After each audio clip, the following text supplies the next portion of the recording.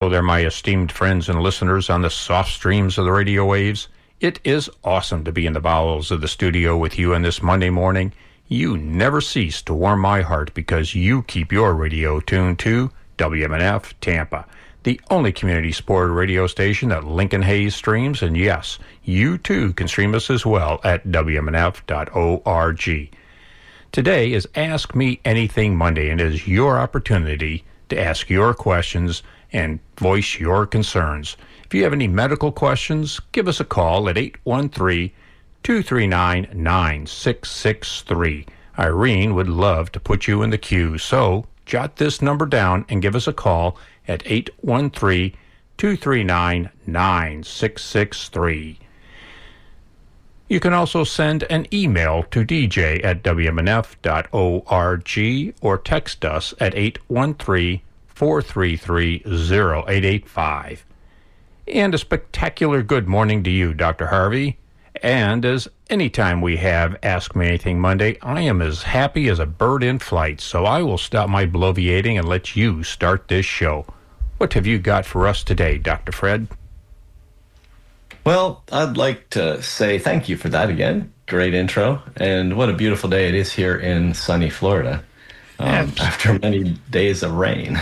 Yeah, we're loving it here too. And I want to make a correction on that intro because I've got Sarah, our HD intern, answering the phones today, and I'm very glad about that.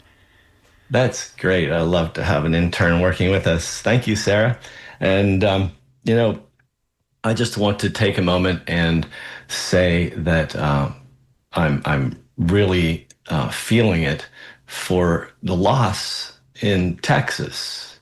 Those floods are horrendous, and I'd just like to say that a moment of silence and prayer for these people who really are in despair.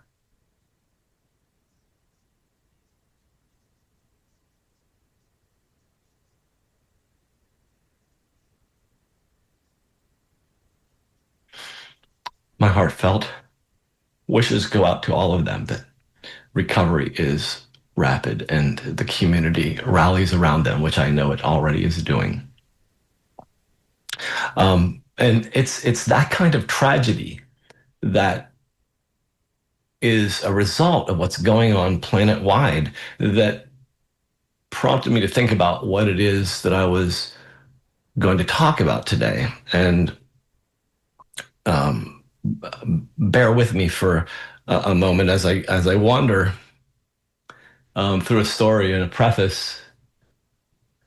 And I want to talk about synchronicity. And the definition of synchronicity is the simultaneous occurrence of events which appear significantly related, but really have no discernible causal relationship. Like how do these two things get connected, yet they seem to be synchronized? They seem to be happening together. And these are real events. You recognize them because your consciousness is aware beyond the basics, beyond, oh, the sun is shining or the rain is falling. Your consciousness understands issues like this. This is your consciousness at deep work. And when I work on conscious connection to my life, I develop a sense of flow in my life. I become aligned with the purpose of my being here by spending time in the silence, listening to what comes up, what my body's telling me, what my emotions are telling me, what my thinking is telling me. And as I spend time in this and actually work on controlling the flow, rather than hearing negative thoughts or feeling negative emotions, understanding what they mean and taking the meaning from them and then changing that into something constructive, that's how you heal. And so as I spend time in meditative silence, contemplating my reality, I create thoughts and images in my head. And I work on developing these images with clarity so I can actually manifest a new reality. Because that's the way we all do it, because that's how we co-create each day in our lives. That's why we have choices to make every day. Like today, I chose to, at the end of my meditation, I had been sitting on the patio. We had just moved in. It was a lot of work, and finally got this whole thing unwound. And I'm sitting there contemplating today's show. And I thought, during the move, I discovered something, which I'll talk about in a bit. But I want to talk about this synchronicity. So then I went and took my healthy steps. Beautiful morning, sunny, bright, and it was pre-peak sun. It's before the show. The show starts when peak sun starts. So I really feel that I need the vitamin D, so I walked without sunblock. I put a hat on because I don't need any more sun on the top of my head, my nose, and my forehead. But I had no shirt on because I wanted to get the vitamin D created. So when I came back home, I left the shirt off and actually left the sweat dry, because that's the way you reabsorb vitamin D. If you take a shower right away or hop in the pool, you lose all that vitamin D that was created. It has to sit on your skin for a while and reabsorb. And so I added to my healthy steps by getting some good vitamin D. But on my walk, there's a fellow, a new neighbor. He's out on his porch every day having some coffee and a cigarette. And I've said hi 3 or 4 days now. And so today I walked over and introduced myself, and I won't give you his name because I'm going to tell you a story that my neighbor told me. And so this guy told me that he was in the hospital recently with a severe pneumonia. And his immune system wasn't responding, and the infection wasn't responding to the medication.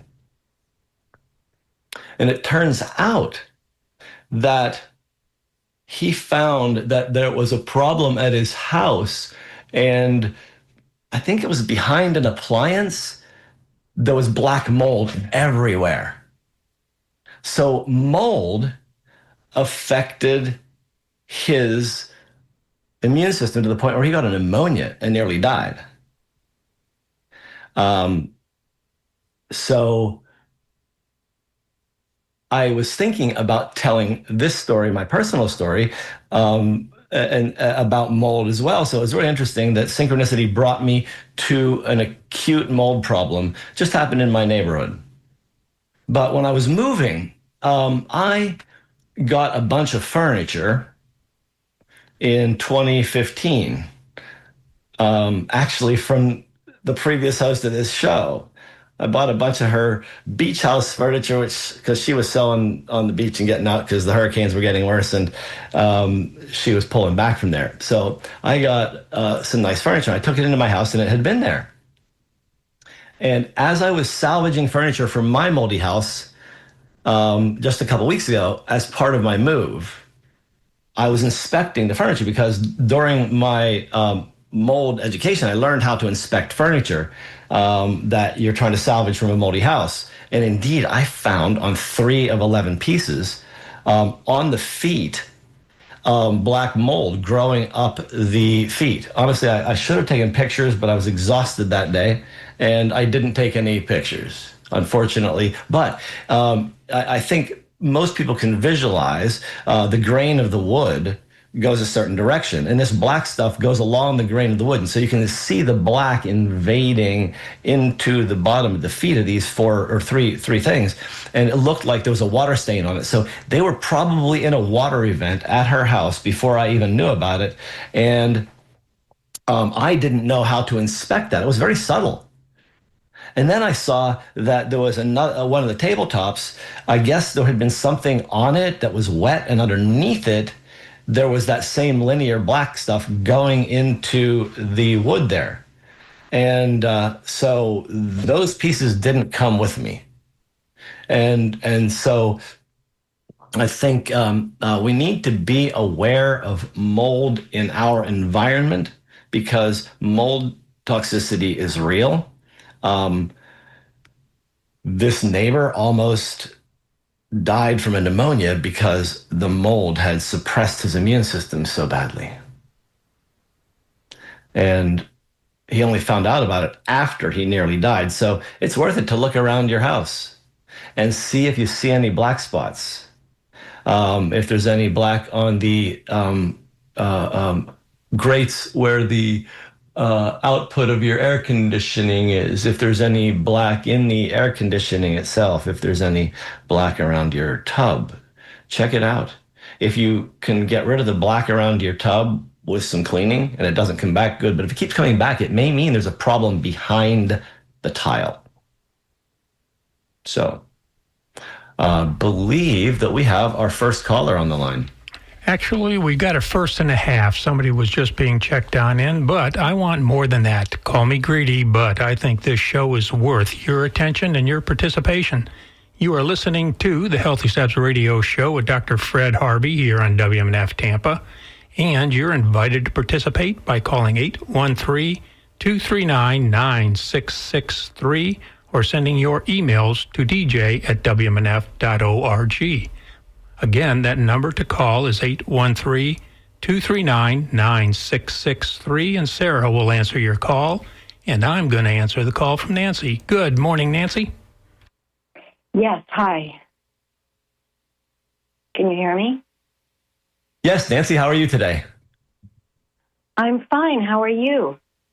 Fantastic. So I'm a first-time listener, so I apologize if you have talked about this already, but I'm just wondering what you think about coronary artery calcium tests.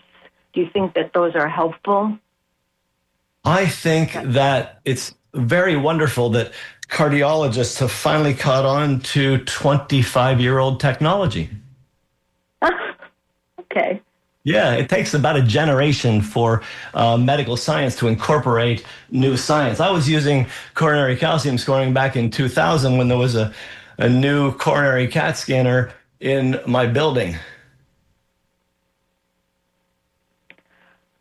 So you think it's helpful in predicting outcome? Because I know a lot of young people are getting the test now. I think that it is a waste of time for young people.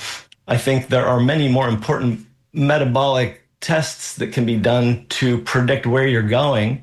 Calcium scores occur when you've got injury over time because calcium is a kind of a scar on the inside of the artery.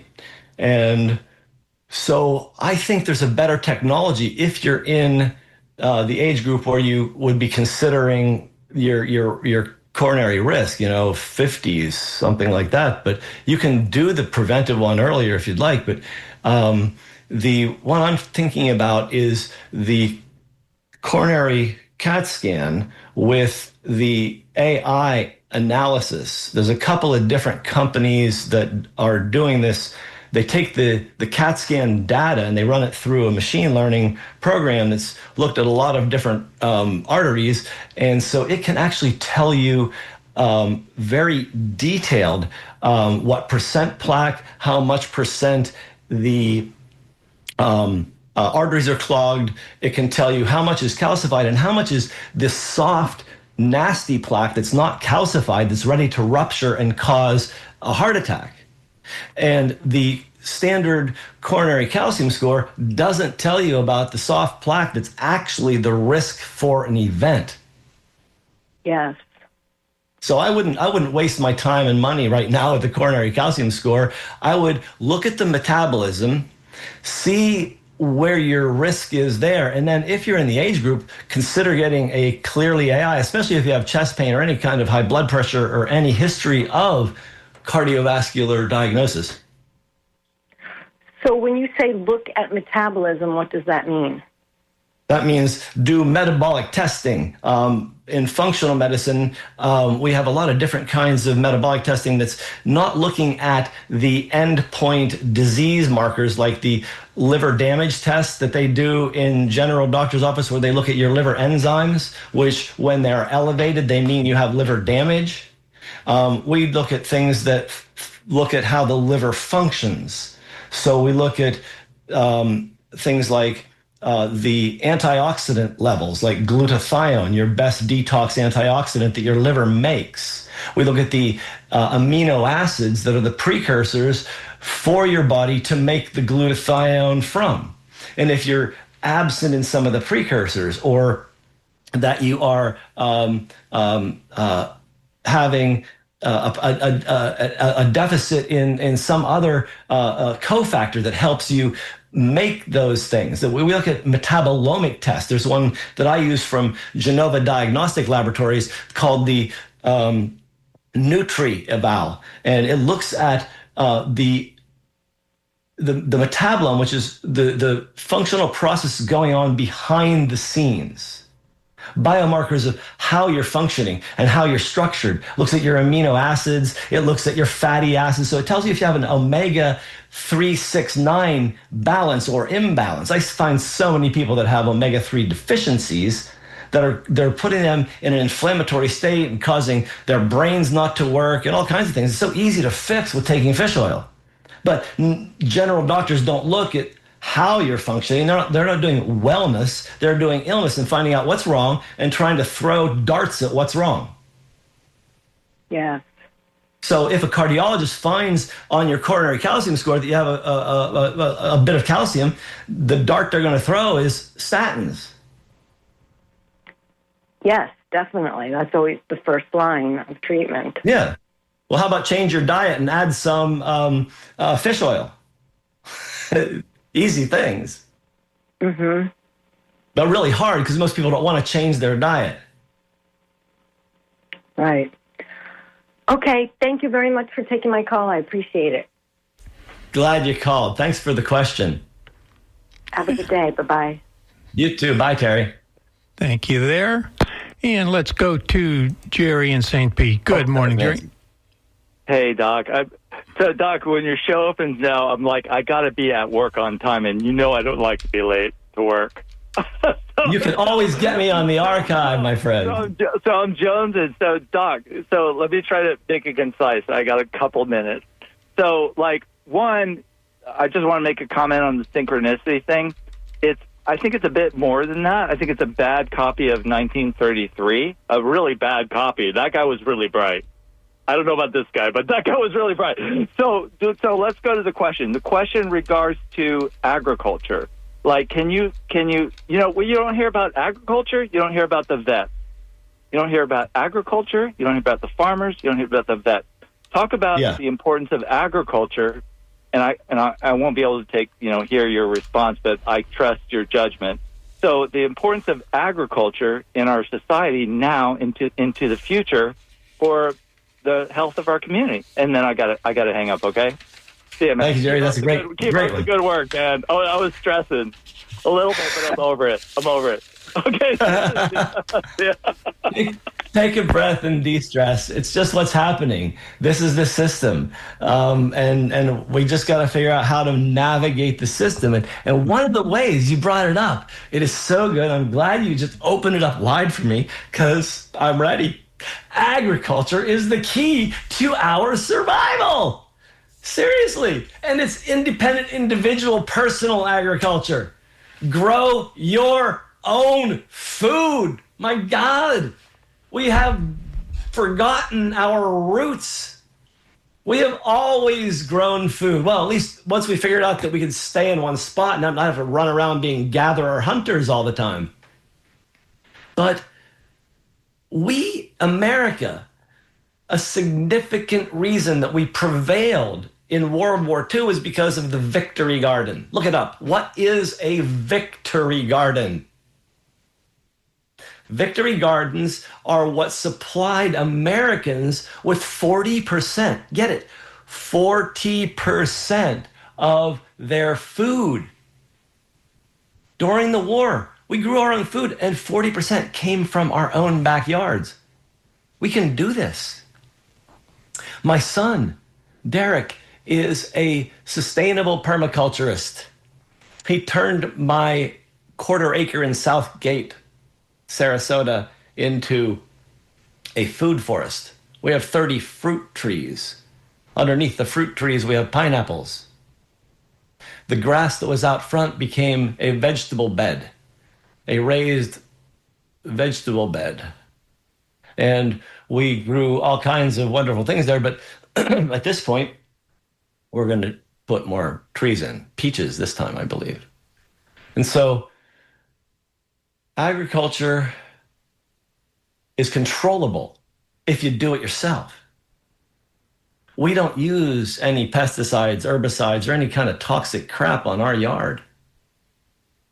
I don't want to eat it. You don't want to eat it. So why let corporations do that to you? Grow your own food and avoid them. Look into local organic farms. There are so many here in Florida. We are blessed with an abundance of organic farms. And if we support them, they grow. As they grow, literally, more food for us, they support a bigger organic community, which helps to eliminate these toxic chemicals that are produced to help grow things we don't need to in the places we don't need to, like fertilizing grass in Florida. What a weird concept. Why are we growing any grass? You know, grass is the antithesis of brilliant land management because it's about greed. It's about one-upsmanship. Grass, big yards, are a creation of the royal colonialist mindset. Those people who had lots of land would leave it fallow, covered with grass, and to show off to their rich neighbors how rich they were, that they could leave land fallow and not keep it in production. It's ego. It's gross. Who has the actual cashola to leave land fallow right now? We're in struggle times, and the food that's coming out of the stores is questionable. So think about growing your own food and doing some home agriculture, even if it's only an herb garden on your windowsill because you live way up north in the cold, cold, cold. Or in the summer in Florida where everything wilts. Although actually, if you grow Florida natives, you should see the Seminole tomatoes. They grow all the time. And Seminole tomatoes are some of the most delicious little gems you'd ever find. And they grow without any help because they're a native weed. And I think we have some callers that would like to engage. Yes, we do. I've got John from Dunedin and Cheryl in Brooksville. Let's go to John. Good morning to you, John. Good morning. Thanks for taking my call. Yes, John. I've been trying to get off the plastic water bottle usage, and I had a neighbor who suggested that she had a water distilling machine. They used a charcoal filter with a glass jar, and I saw a video that said that distilled water actually takes minerals out of the body, and if that's true, what's the best way to get, pure water? Well, distilled doesn't take water, minerals out of your body. It just doesn't put it in because there's no minerals in it. I use a carbon filter with a resin filter. It's a 3-stage filter. The first part is a 5-micron carbon filter, which needs to be replaced every couple of years because it's such a big pore, it doesn't get clogged up, but it takes a bunch of junk out that would clog up a more fine filter. So the second filter in line is a resin filter that takes out organic stuff and some of the fluorine, doesn't get it all out, and it takes out some of the PFAS, but it doesn't take it all out because nothing really can. And then the third stage is a 0.5 micron carbon filter that takes out all the rest of the biologics down to almost a viral size, I believe. And so after that, there is a spiral through which it goes, a tube, that before it gets to the faucet, that is surrounded, notice the tube is filled with magnesium rocks and surrounded by magnets. And so it gets actually a polarization charge and some remineralization as it goes through. But here in Florida, we have very mineralized water. Okay, that's very helpful. Thank you.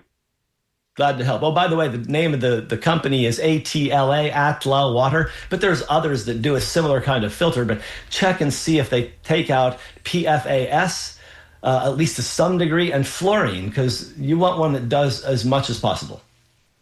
Okay. And I don't like reverse osmosis because when you use reverse osmosis, it wastes a gallon for every gallon that you get to drink, and we can't do that in a water-starved world. Very good. Thank you. You're so welcome. Have a great day. Thank you, John, and great comments there. Let's go to Cheryl in Brooksville. Good morning, Cheryl. How are you doing today? Good. Thank you for taking my call. I have a question about mold. Fortunately, before Helene hit, I moved out of mobile home and into a house, but we still have the mobile home. And I'm just wondering how toxic and how dangerous the park is. Many people have cleaned up. There's 104 units, and some people did not clean up. And it seems that when I go there, I can feel the effects in my eyes, thinking that there might be mold in the air. And I was just wondering if you think that that is a dangerous situation and what can be done about it. I think that you are correct in that you do sense something wrong and that you can actually feel it in your eyes, smell it.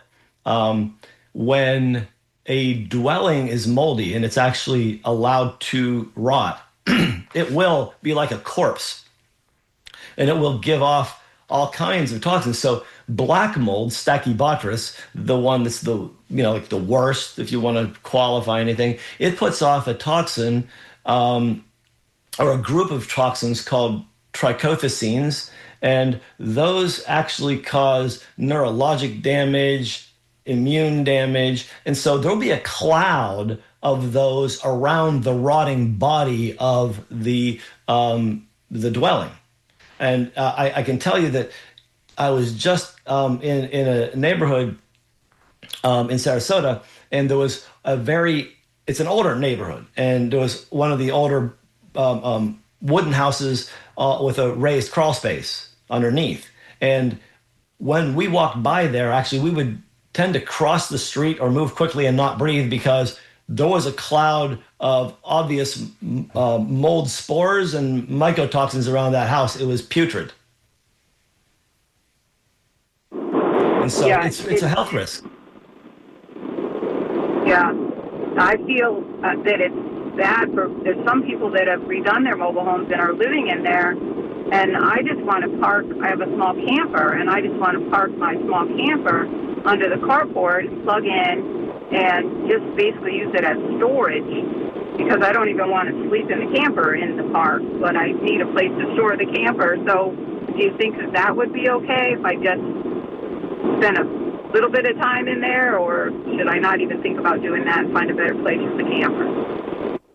Well, I think that the least amount of time you can spend there is the best. But since you're not in chronic exposure and you're going to have the camper sealed, is it right next to one of the bad structures? Possibly. I don't know. We've cleaned ours out, so I think we're okay. But the one next to us, I don't know what they did. You know, that's the issue. Some people have done. Yeah, but right do you smell it right there? I mean, if you've noticed like the toxicity right there, yeah, you want to spend a little time there. But I think your sealed box of a camper is probably safe. Okay. I don't ever smell anything when I go there. You know, there's not obvious toxic air. And there's been people that have been working in there, and there's been some units that have been demolished. So it's just a sad situation, really. It really is. And it's so difficult because we don't have a system that actually works to take care of these toxic buildings. And if people don't have the resources to do it, then everything gets stuck. Right, and that's it. There's some elderly people, and they don't have the resources or the energy. So I don't know. I feel that it's not a good situation. Is there any way to test, like, the air when you go into the neighborhood, or is that something? Well, yeah, but that doesn't really mean much because it's in your dwelling where you spend the time, and that's what all the industry is focused on, comparing your indoor and outdoor air quality. So you could do outdoor air quality counts and put a plate in the neighborhood, and you might find that the mold spore count is off the charts compared to other neighborhoods. Wow. But you might find that kind of information also through allergy networks, because they actually assay mold spore counts to watch for allergies. So you might see that, if they, and Sarasota County's pretty good about it. There was an allergy system set up here in the area by a famous allergist. And yeah, they have some good tracking in this county. Yeah. Well, best wishes. I don't know. I'm going to spend as little time as possible there, and unfortunately, we have a lot of friends there that come and stay for the winter, and I'm yeah about them. And I hope that their dwellings aren't moldy. But yeah, so thanks for that question. I'm going to move on to the next caller. Thank you so much. You're welcome. Yes, I do have a couple of callers here. I've got Tom, Dylan, and a couple of unknowns at this moment. So let's go to Tom in St. Pete. Good morning, Tom. Well, once again, my topic has been derailed by all your other topics. Hey, I wanted to point out that reclaimed water waste, half of reclaimed water is fresh water. So right along with the reverse osmosis, reclaimed water is not a panacea for using as much as you can. I agree. If anybody's going to plant anything in their yard, I don't think you could do much better than the moringa tree. It does grow in Florida. You just you have to protect it from the squirrels when it's young, because yes. They like it. They recognize that nutrition too.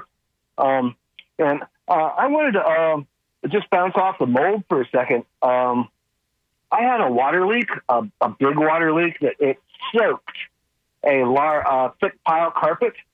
And I had just heard about tea tree oil back then. It was a long time ago. And I sprayed down that carpet with tea tree oil and then put fans on it, blowing, for a couple of days. And it never developed mold. To this day, I still have that carpet. And that's excellent. That's what the remediation and or like water disaster specialists do. They just fill your house with fans and blow it till it's dry. That's what I did at my parents' house. I didn't have that kind of a water event at my house, so we didn't do that. But yes, and I wanted to comment. I had a 20-foot moringa in my front yard until Milty popped by, and now it's 4 feet and growing back. Really? and nobody nutrition. And one last thing, because I know there's a lot of people waiting. Can you imagine if every public park in our area, or in the country, or in the world, had a public garden where young wouldn't that be fabulous? Old people, what a dream! I said, wouldn't that be fabulous? What a dream! Let's make the kingdom of heaven on earth. What do you think? But there's enough people listening right now that we can do this. Everybody wants to do it. Everybody knows it's right. It doesn't cost anything. Let's do it. It costs is love and labor from people who want to do it, and I call that the kingdom of heaven on earth. And it's what we want. Exactly. Older people want purpose in life and something to do. The younger people don't want to be on their phones being bullied by whoever, whatever. Purpose. That's the key, man. Activity and nutrition to boot. And thank you. If we had all had such purpose, like you're talking about, there wouldn't be a problem with addiction, war, because we would be doing what we are here to be doing and be thrilled doing it. Everybody Thanks, Tom. do what they can. Have a good one.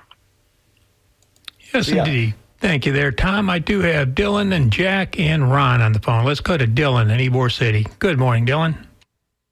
Hey, at which farmers markets would I be likely to find some of these organic farmers selling their produce? Well, right now you won't find as many because Florida summer is the winter for produce in the area. So when September, October rolls around, St. Petersburg, Bradenton, Lakewood Ranch, Sarasota. I know that there's got to be something in Tampa, but I'm familiar with those other ones. There's farmers markets all over. I would Google farmers markets and find out where local to you. Gotcha. All right, I appreciate it. Yes, you're very welcome. Thanks. Boy, that was simple. And Dylan, you might want to call on back to the Sustainable Living Show. They may have the answer to that question. Oh, absolutely. Yeah, Dylan, if you're looking for that stuff, you got to listen to the following show. They're wonderful, and they have all kinds of information about where to find good food, how to grow your own food. They are the sensei of that type of knowledge. Let's go to Jack in Dover. Good morning, Jack. Good morning. Good morning, sir. Good morning, Dr. Harvey. Good morning. Yes, sir, Dr. Harvey. My question to you is clinical, if I may. If you're familiar with the bags that they use in autoclaves when a surgical instrument has blood on it and you've cleaned it and you're getting ready to autoclave it, you put it into a bag that detects spores by changing colors. Are you familiar with those? No, the bags I'm familiar with are the ones that actually change color to show you that they've been sanitized. Right. The color change shows that it's proven that whatever's in there is dead. Okay, good. Well, my question to you then, I don't even know if I should ask this question, but if there were black spores available, because I was told that the bag was used to detect spores, would that just somebody playing a joke on me, or would that bag detect black mold spores or any other kind of spore?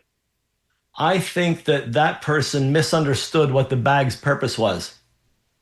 Okay, so and they explained it to you the wrong way. So the bag only changes colors and connotates a sterilized Yeah, instrument. because I had an autoclave in my office when I did those kinds of procedures, and the bags are like red. They have a little square that's red, and when you autoclave it up to the high pressure temperature and pull it out, then it's gone gray. If it turns red again, then you know that it's actually been contaminated.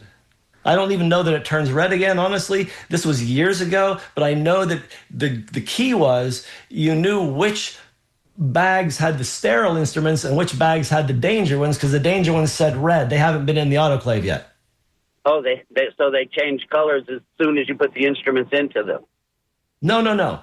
All the bags are red. You put the instruments in, you seal it up. You put it in the autoclave and it turns gray so that you know that it's been autoclaved. So red bags, danger, it's got bloody instruments in it. Gray bags, they've been autoclaved. They're safe. Okay, so it already has a color, and then the color changes once it's been autoclaved. Yeah, that's it. So it's proof that you have a sterilized bag. Okay. Well, when I was a dental assistant, chairside assistant, during our training, for some reason, they gave us a bag, and it wasn't a clear plastic bag that we normally use most of the instruments in. It was specifically for instruments that had come in contact with blood. And so we scrubbed them and we sterilized them with blue sterilizing liquid. Then we placed them inside a bag that wasn't clear. It was a beige-colored bag, and it had blue stripes on it.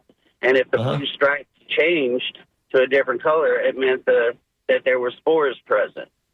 And then that's interesting. We would take them down Never heard of to the those bags. unit, and they would re-clean them and re-sterilize them in the oral surgery department. Oh, fascinating. Okay. I was just wondering, I haven't done it in a long time, but I was wondering, if there is such a thing designed to detect spores and bloodborne pathogens, could it possibly give a false reading by detecting black spores? That was my original question. Black mold spores. Well, considering that I don't know anything about a bag that would do that stuff, I can't answer the question.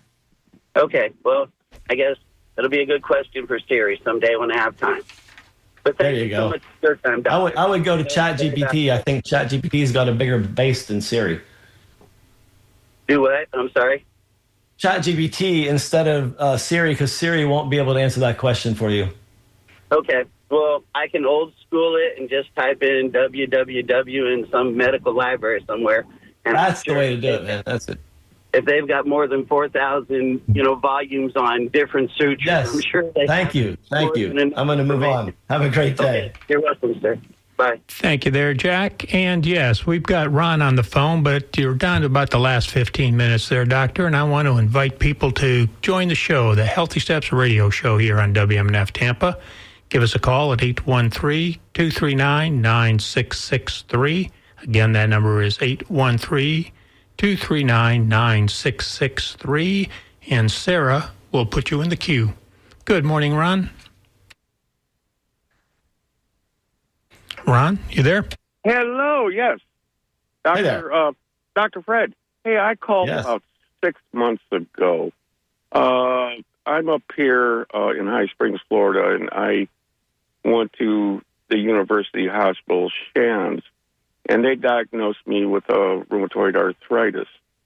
They gave me a 1 month prednisone, and then I was off it for a month, and then it came back just very, very severe. I could not sleep. I was cussing, swearing, just it was killing me. And then they put me on another dose. And now I'm kind of grinning and bearing, with the discomfort. And what's the natural remedies for rheumatoid arthritis? Oh, this is one thing I've been very bad about is I'm 70 years old. I've had artificial hips for 37 years. I've had so many different hip operations, experimental ones in San Diego with bone grafts. But it's, I'm kind of just pushing through the pain, and I'm getting kind of, scared to go to the doctor and want to try to do something, natural. Oh, I've been drinking beer. I call it my joint juice. For me to move around and have a couple beers. How many beers a day? Oh, shit. Sometimes 4 or, sometimes 6. I'll have a couple at lunch to get going. And then at 4 o'clock, I have some. But, I should quit drinking beer or maybe wine or just this arthritis is really getting to me, doctor. Yes, arthritis. If it's rheumatoid arthritis, that's an autoimmune disease. And I can tell you that beer and wine are fire for autoimmune disease. You just pour some of that on and you're going to light the fire. So I would recommend abstention from alcohol, even though it's your pain management, because there's much, much, much better pain management. I've been doing strong doses of chamomile tea and ibuprofen. Okay. So the problem with autoimmune disease is your body's attacking itself.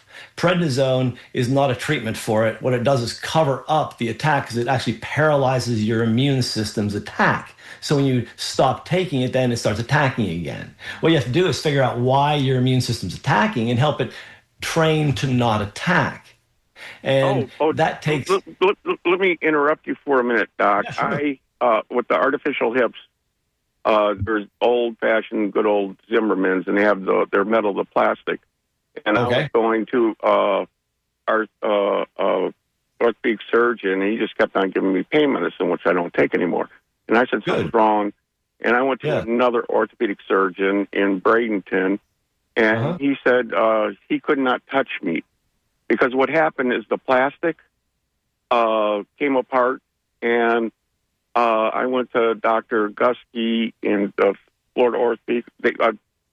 2 orthopedic surgeons said they couldn't touch me. I had to go see this guy because he had to rebuild my pelvis because the plastic was coming out. And, my white blood cells were attacking the plastic and eating my pelvis. And so he had to you have two different problems. One, you have surgeons trying to manage your joint destruction that was caused by rheumatoid arthritis over many years. No, it was by prednisone 40 years ago.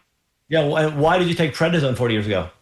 It was back. I had a rash, and the doctor said, it was back when prednisone just became familiar. Oh, yeah. So how old were you? I was 29. 29? Yeah, well, it was just and how long did you take prednisone for at age 29? Well, it was like I would break out a rash every twice a year, and they would give me doses up to 100 mils. And then sometimes it wouldn't work, and they'd give me another one.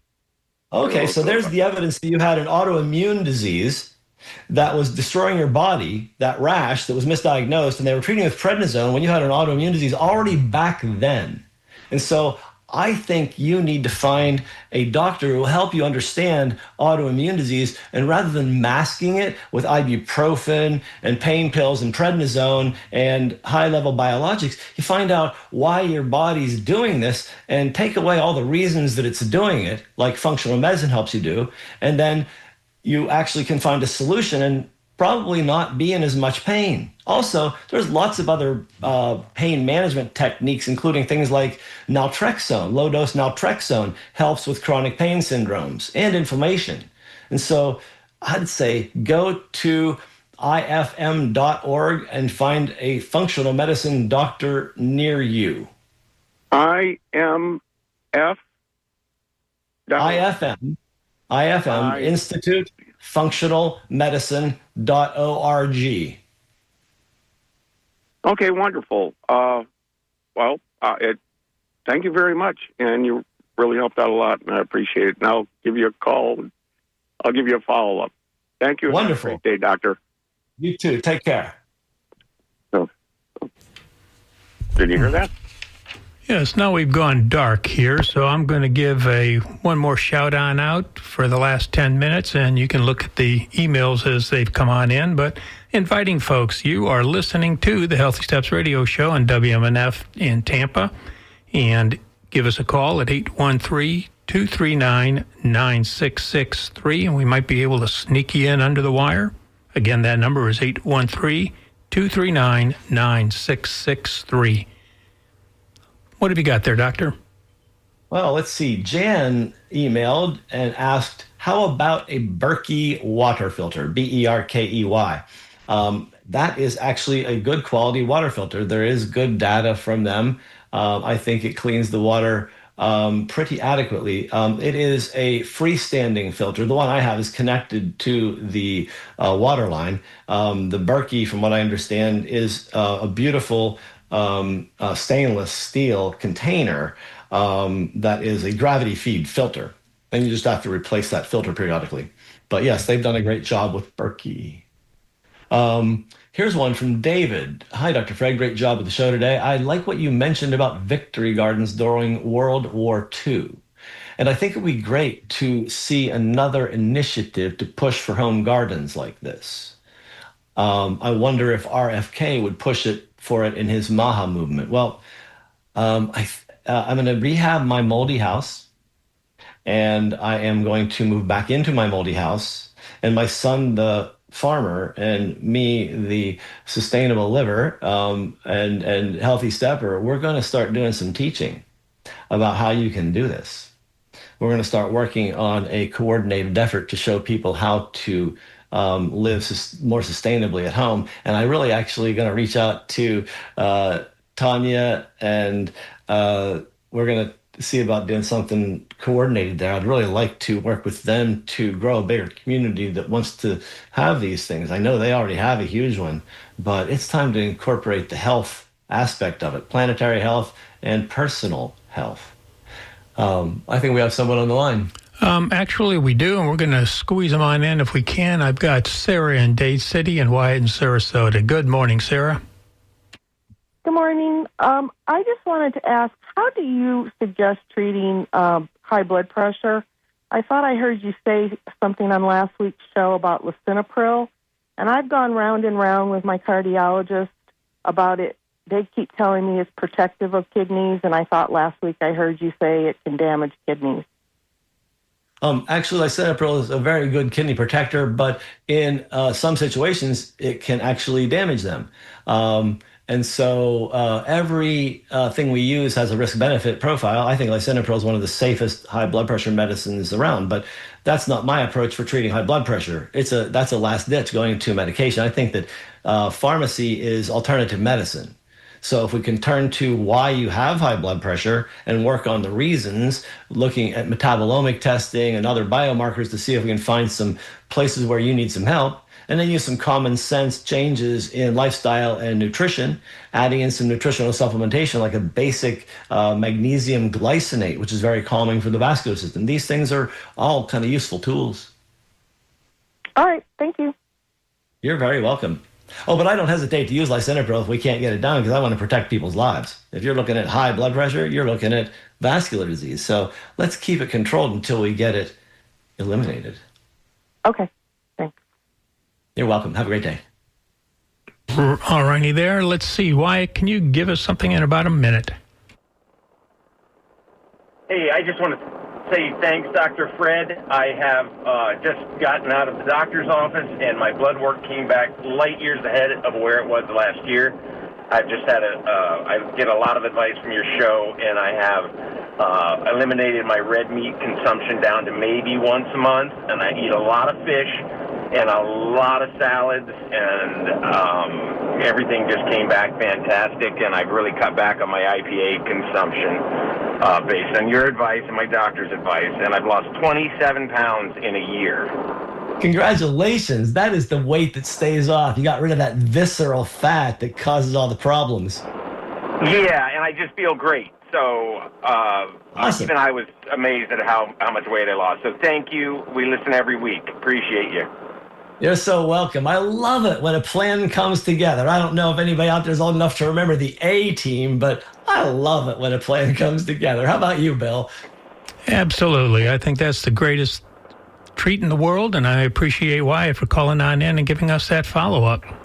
I really appreciate it, too. I love the feedback. You can email us. You can stop by drfredharvey.com and see what's going on there. You can come on here and email to the DJ. I get most of the emails and try to answer them. So this has been, really another wonderful week. I'm looking at some new things to be bringing in. I'm talking to some people about interviews, trying to structure some stuff, because I want to bring you even more interesting ideas, more exciting topics this coming half year, because there's so much happening. There is so much movement all around us. And the question about, will RFK do something? No, it's not about that. We have to stop looking to the government to do stuff for us. No, we have to actually look to ourselves, empower ourselves. And that's what you're going to hear in this next hour after the NPR break. You're going to listen to